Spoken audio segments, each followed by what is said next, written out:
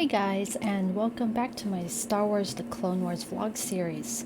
This episode is going to be talking about Season 1, Episode 6, Downfall of a Droid. The synopsis being R2-D2 goes missing during a fierce space battle and Anakin must find him before the Separatists discover the Jedi military secrets locked in his memory banks. Now, I don't have a huge amount to talk about this episode. That synopsis basically is a good explanation of what happens. There's a battle. Anakin gets recovered, wakes up in the medical bay, and R2's missing. Goes to find him. He's gone. Thinks that he's being captured by this kind of scavenger, goes around the debris looking for stuff. They don't find R2 on the ship, but he's there, of course. Show shows us R2 actually is there and is going to be brought to Grievous. I guess this episode is more about kind of showing how Anakin has a large attachment to R2. I mean, who can blame him? He's R2, you know.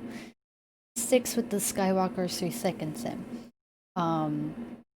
And of course, yeah, like R2's, he did not wipe R2's memory bank, so he still has all of those important data inside him that the Separatists could easily use against the Republic. And we get a little more kind of Anakin and Ahsoka teamwork.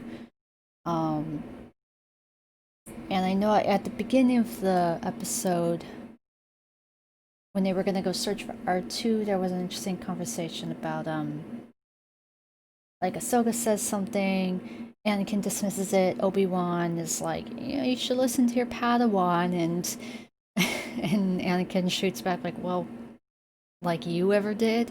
I'm just like, oh, that's a bit different. First of all, Ahsoka seems to have a lot more of a clearer mind than Anakin does, so her suggestions are actually what he should do.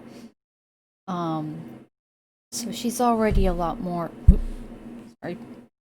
Bonked my mic. I just always kind of find some the interactions between Anakin and Obi-Wan, especially when it's more of the contentious side of their relationship, more interesting.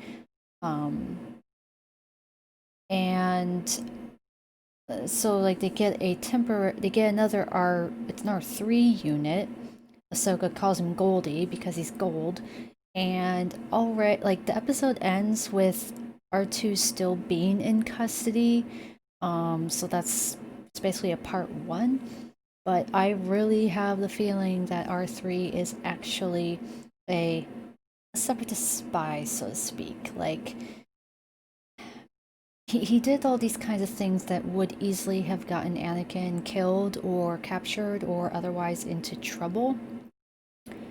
And like, for example, like they jump to these coordinates that they're looking for, and when Anakin tells R3 to power up the scanners, he instead powers up the tracking signal, and then it cuts to Grievous being like, haha, there's the Jedi going into my trap. So it's like, okay, show, you basically gave away that R3 is pretty much gonna be on the Separatist side. I mean, this episode is called Downfall of a Droid.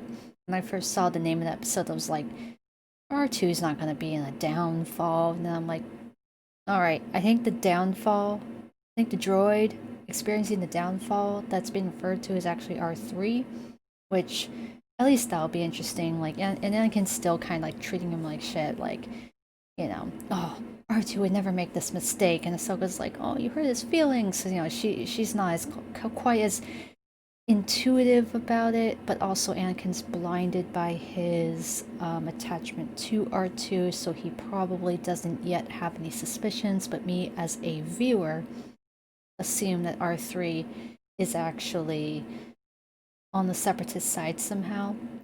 And if this is going to be another, like, maybe a 2 or a 3-parter or something, I'm sure that R3, if he is being manipulated by the Separatists, is going to redeem himself and get into the good graces of Anakin somehow. And that's kinda all I really have to say. I mean, there was some interesting music, like kinda not disco, but just very like kinda electronic beat kind of like music. It was an interesting choice. It didn't really feel like Star Wars, but I guess with an episode focused on droids, it kind of fits. But anyway, it was just an interesting kind of stylistic choice that I don't have too much to really say about.